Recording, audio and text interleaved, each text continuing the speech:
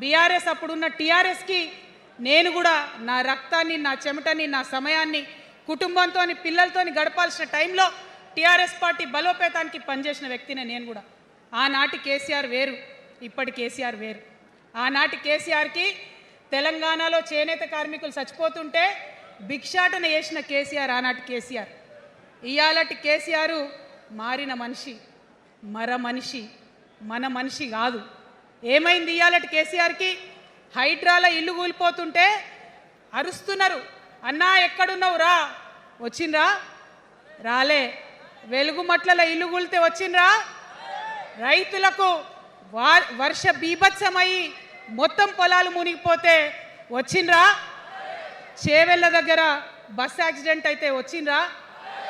ఎక్కడ చిన్న కష్టం వచ్చినా ప్రజలకు ఆ సారు రారు, ఆ సారు రారు.